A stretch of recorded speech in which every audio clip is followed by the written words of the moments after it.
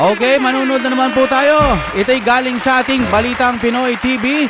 Siyempre, andyan po ang ating Sir Banat Bay. Grabe po yung mga pinupunto ni Sir Banat Bay, no? Sabihin na natin na may sense of humor, medyo natatawa talaga tayo, may pinupunto po siya kahit ganon. Yun po yung maganda doon. At saka, binabalatan niya ng buhay, no? Sa madaling salita. Tara, panoorin natin to ng sabay-sabay. Balitang Pinoy TV at Sir Banat Bay. Nasaan na yung intro ko? Intro! Oh my God, we're back again. Come on, now let's get down to business. Okay, ang reaction video na ito ay hatid sa inyo ng Fiber ni Juan. Napakabilis po ng internet nila. At ang mura-mura pa. Tawag na, baka meron na yan sa inyong lugar, ang Fiber ni Juan. Okay, anong meron dito? Panoorin natin. Gagawin. At wala sa ugali ko yung tinatakbuhan ng problema. Ayun! Wala daw sa ugali niya ang tinatakbuhan ng problema. Ang problema ay ikaw yung problema. Di ba? Hindi, mga kababayan, pagbalibaligtarin po natin ng istorya, ikaw talaga ang problema, Mr. Bongbong Marcos. Di ba? Kaya hindi mo pwedeng sabihin na, hindi ako tumatakbo sa problema. Oo nga. Hindi ka nga tumatakbo sa problema. Paano ka tatakbo sa problema? Ikaw nga yung problema eh. Ang kulit ang putik, di ba, no? Paano ka tatakbo sa problema? Ikaw mismo yung problema. Ay! Hindi mo pwedeng iwan yung sarili mo. Di ba? Isama mo yung sarili mo. Bumaba ka na. Mag-resign ka na. Alam mo, ang labo kasi nito eh. Ang labo talaga eh. Kaya lalo na buwisit sa taong bayan dito kay Marcos. Mantakin mo, pag-resign niya lahat. Tapos, pagpapalit-palit din lang pala niya ng pwesto. Courtesy resign. Nabibilib din ako dito eh, no? Courtesy resign, pagkatapos, yung mga pinag-resign niya, ando doon pa rin. Tapos, yung iba, reshuffle. Yung iba, pagpapahingayin, tapos babalik din. So, nasan yung reshuffle dun? Nasan yung pagtanggal dun? Doon lang, natutuwa lang talaga ako. Ang cute mo talaga. Mahal namin Pangulo. Ay, Pangulo lang pala, no? Hindi pala mahal. Huwag naman hong ganon. Kung talagang matapang kayo, kung may gusto kayong tanggalin, tanggalin nyo. Ganon yun. Ang problema nga, sabi ni Sir Banat Bay, ang problema, hindi mo nga tinatakbuhan. Ikaw nga daw ang problema. Anak ng teteng, oh. Okay, Balitang Pinoy TV, mga Narito, kapatid. Balitang Pinoy TV. Oh, yeah. At eto na nga, pag-usapan na po natin ang mga bagong trending at exclusive breaking news, lahat-lahat na dito sa Banat Bay. Hoy, mga kababayan, maraming salamat po, lalo na sa mga nagme-message sa sinasabi nilang dito lang sila nakikinig at sumasagap ng balita mula sa ibang bansa. Maraming Yes. salamat po. At sa mga Parang wala na silang tiwala doon sa sa mga media. May media, SMNI News at ang mga katulad niyan, Net25, yan. Pero siguro sa iba, parang makikibalita tayo rito. Pagdating sa politika, dito tayo kay Banat Bay. Yan, ganyan yun mga kapatid. kababayan natin dyan sa mga kanto-kanto na nanunood dito palagian at inaabangan everyday. Sinasabi nila pag wala daw ang Banat Bay, nalulungkot sila. Sabi ko nga, pag kayo nalulungkot, walang makausap, ipokpok ang cellphone sa ulo. Sige na, game Pero na. lamang po mga kababayan, pero ngayon pa man, tayo po'y maghahatid ng mga makabuluhang balita. Yeah. Banatan natin ang mga dapat banatan sa lipunan at palakpakan naman natin ang mga Yes. dapat palakpakan. Ang problema, wala tayong mapalakpakan. Ano yan eh? World record. Wala tayong mapalakpakan ngayong mga panahon na to. Ewan ko ba kung ano ba ginagawa ng gobyerno natin? Diba? Puro na lang kapalpakan, kawalangyaan, at puro na lang katarantaduan na ginagawa mga nasa gobyerno. Pero bago po mangyari ang mga ganyang klaseng usapan, yan po ay isang indikasyon na nasusuka na ang taong Marcos bayan Rizal nakalagay. dito sa Marcos na ito. Yan ang katotohanan. Huwag na ho nating pagbali-baliktarin. Yan po yung survey, yung latest survey. Ang sinasabi po niyan, Grabe yun. ayos na. Resign ka na, wala na kaming tiwala sa'yo. Hindi, mga kababayan, halimbawa, kayo, kunwari, may jowa kayo. Halimbawa lang naman po, ang trust rating niya sa inyo 20% na lang. Yan na, mahiya ka naman kung magtatagal ka pa dyan. Di ba? Mantakin mo 20% na lang mahiya ka na, di ba? Ibig lang sabihin nun, ayaw na sa'yo. Ayaw na. Ganon din po kay Marcos, 20+% na lang po ang tiwala at mas matindi na yung percentage na walang tiwala sa iyo. Ultimong mga uniform personnel na sarili mong mga tauhan wala nang tiwala sa iyo. Ibig sabihin lang no mga kababayan, ang taong bayan nais nang mag-resign itong si Marcos. Palakpakan. So, ibig sabihin dito, mulat na yung mga kababayan natin na, gusto namin Duterte kasi nakita na namin yung performance kung paano magtrabaho ang mga Duterte.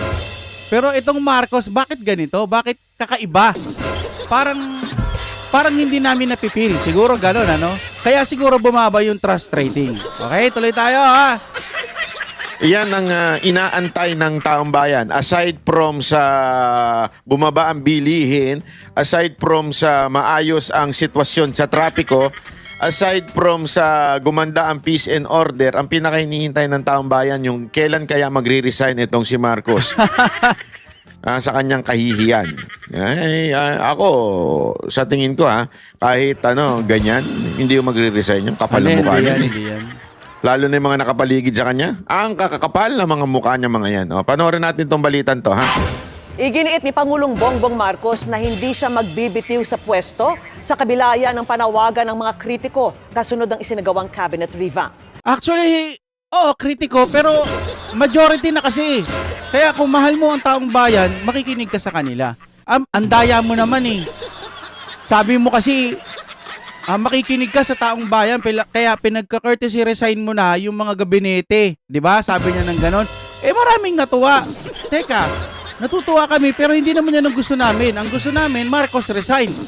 'Di ba? Yun ang madalas na nakikita. Sabi niya kasi, pinapakinggan ko ang mga inaing ng taong bayan. Parang ganon, 'di ba? Hindi ko lang alam kung ano yung eksaktong word, pero pagkakaintindi ko, pinapakinggan niya yung taong bayan. So ibig sabihin ng pinapakinggan mo ang taong bayan, gusto mong gawin yung sinasabi nila or kukuha ka ng tips sa sinasabi nila. Tinanggal yung gabinete, parang wala naman kasing ganun sinasabi yung mga taong bayan Ang sinasabi nila, hair follicle test o hindi naman kaya Marcos resign. Saan ka doon? Kung sa hair follicle test at mapatunayan mong hindi ka talaga gumagamit, di ba sinasabi ng mga kababayan natin yan, di mas maganda. Negative. Diba? Sinungaling pala tong mga sumusuporta sa Duterte Panay lang kayo sabi na bangag-bangag, hindi naman pala totoo. Ito nagpa-test na. Yon ganon. Hindi yung courtesy resign tapos yun din naman karamihan, yun din naman pala. Wala rin. Parang ano ba to? Kinikengkoy ba tayo? Sino na lang bang nakakaunawa kay PBBM? Actually, may nag-comment sa akin dito. Tignan lang natin Sabi niya kasi ng ganon, hindi ko alam kung anong pinupunto niya. Ang sabi niya, may mga sayad ng utak mo. May mga may sayad ng utak mo. Wrong grammar pa. Okay, pero understood. Mana ka sa mga amo mong utak kriminal, ano bang magandang ginawa ng amo mong mas bastos pa kay Satanas? Ang tinutukoy niya rito siguro Duterte. Mali siya ng pagkakaintindi, kaya ganyan po yung sinasabi niya. Kaya lagi kong sinasabi rito kayo mga kapatid, lalo na yung mga sumusuporta sa Duterte natin, swerte natin kasi meron tayong malawak na pag-unawa, hindi tayo bobo, hindi tayo mangmang, hindi tayo katulad na nag-comment na to, dun sa una kong isang vlog, yung Rogin at, basta Rogin nakalagay No, parang may mga sayad ng utak mo, sabi niya, mana ka sa mga among utak. Anong kriminal? Ano bang gusto nyo? Ipagtanggol yung mga drogista?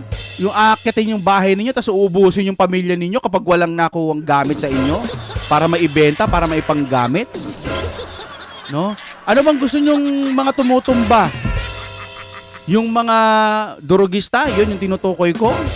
O yung mga kawawang mga walang kamuang-muang bata, pinagsasamantalahan, inuubos ang pamilya.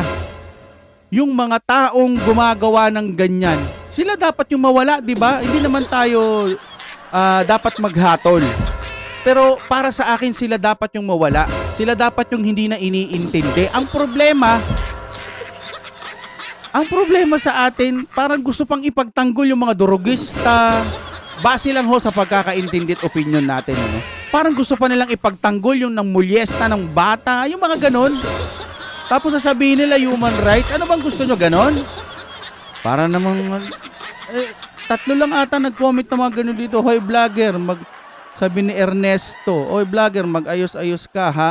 Masyado ka nang nalalasing sa pera ng YouTube. Wala naman ako masyadong kinikita sa YouTube. Kita mo, ang liliit ng views ko. Nandito po tayo para po sabihin ang mga nararamdaman natin. Ako kasi bata pa lang ako, habang nanonood ako ng balita. Pag nanonood ako ng balita, madaldal din ako. Nagsasalita din ako. So, isipan ko, pwede palang ganito, no? Reaction video. Eh di mag-reaction video tayo. Ang problema, bawat pinanunood natin, iniintindi natin kahit hindi masyadong malalim. Hindi tayo katulad ng mga ibang mga magagaling. Ang sa atin lang, base sa pag-unawa natin, ang mga Duterte po, ang gusto lang niyang tugisin, ang gusto lang niyang managot, yung mga durugista, gumagamit at korupsyon, mga ganon. Ayaw niyo ba nun? Mawawala ang korupsyon sa Pilipinas? Ngayon, ayaw mo sa Duterte. Bakit? Mali ang pangunawa mo. Pangit ang pangunawa mo. Mangmang ang pangunawa mo at higit sa lahat, nalalaso ng isip mo ng mga bias media. Ganun lang yun. O hindi naman kaya talagang bulag ka, hindi mo maintindihan. Hindi mo maintindihan na yung inyong pinaniniwalaan mali na. Kaya pagtanggap sa sarili, ay mali ako. Ay sila Maharlika, gusto niyan dati BBM. Pinagtanggol niya yan. Eh nakikita niya may mali na. May mali na siyang nakikita. Kaya bumitaw na. Ganon din yung mga ibang vlogger.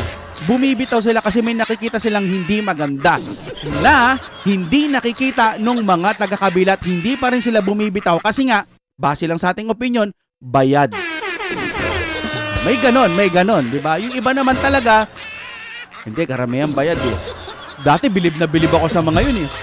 Yung tinutukoy ko rito, yung sa Uniteam pa, grabe, ang titindi.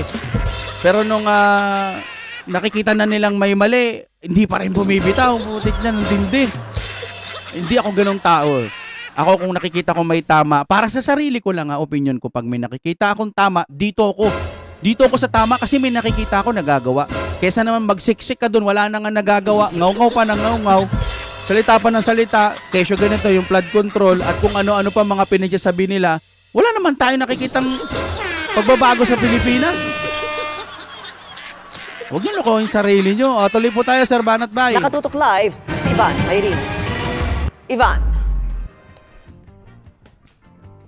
Yes, Vicky, nakapanayam ng mga mamamahayag ngayong gabi lamang si Pangulong Bongbong Marcos sa kanyang partisipasyon dito sa 46 ASEAN Summit at isa nga sinabi niya rito, hindi siya magre-resign. Hindi talaga magre-resign yan. Paano na lang po si Tamba at saka yung asawa niya na sinasabi ni Madam Amy na siya ang nasusunod, di ba? sa mga nabanggit niya ay hindi siya magre-resign. Yan ang tugon ng Pangulo kasunod ng mga panawagan ng kanyang mga kritiko na siya ang mag-resign sa halip na pagbitiwin ang kanyang gabinete. Narito ang kanyang tugon sa hirit na yan. Ayan na. Kung gagawin yun. At wala sa ugali ko yung tinatakbuhan ng problema. Oo. Ayun! Hindi ka naman tatakbo, ikaw nga pinagre-resign kasi nga ikaw ang problema. Base yan sa aking pag-unawa at sinasabi din ng iba. Wala daw sa ugali niya ang tinatakbuhan ng problema. Ang problema ay ikaw yung problema. Di ba? Hindi, mga kababayan, pagbali-baligta rin po natin ng istorya, ikaw talaga ang problema, Mr. Bongbong Marcos. Di ba? Kaya hindi mo pwedeng sabihin na, hindi ako tumatakbo sa problema. Oo nga, hindi ka nga tumatakbo sa problema. Paano ka tatakbo sa problema? Ikaw nga yung problema eh. Hindi mo pwedeng iwan yung sarili mo. Aray ko. Di ba? Isama mo yung sarili mo. Bumaba ka na. Mag-resign ka na. Imantakin mo wala ka ng wala nang tiwala ang taong bayan sa'yo. Kaya nga dapat ini-impeach na ito. Kasi mga kababayan, sabi nga, di ba, sa impeachment, pag wala na sa'yo yung tiwala ng taong bayan, dapat ka nang ma-impeach. Di ba? So, ibig sabihin po ng mga lumalabas na survey dyan, alam mo naman, mga bata mo pa iba dyan. And yet, isinusuka ka na rin. Talagang ayaw na sa'yo. Oh, tapos sasabihin mo ngayon, hindi ako sumusuko sa problema. Oo nga, hindi ka nga sumusuko. Ikaw yung problema eh. Wala talaga tayong magawa, Brad.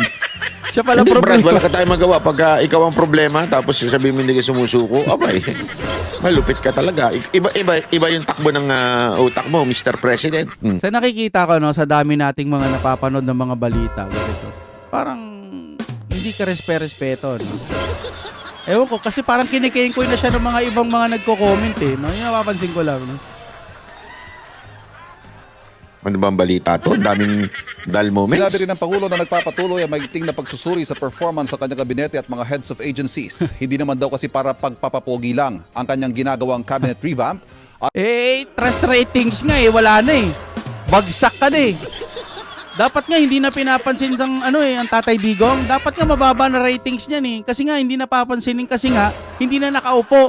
Pero putik, siniraan nyo na ng siraan, mataas pa rin ang rating. Ganon din si BP Sara. Kurakot si BP Sara. Pero bakit ang taas ng rating? Kayo, kalabitin lang kayo ng konti ni BP Sara. Putik yan, alos mangyayak-yayak na. Anak ng teteng. Wala na. Nabudol. Wala, maghihintay na lang po talaga tayo. Mas malaliman daw ang kanyang ginagawang performance review.